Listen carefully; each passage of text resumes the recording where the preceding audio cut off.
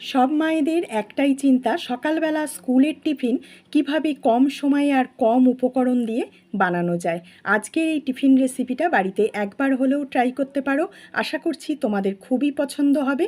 খুব কম সময়ে আর ঘরোয়া কিছু উপকরণ দিয়ে তৈরি হয়ে যায়।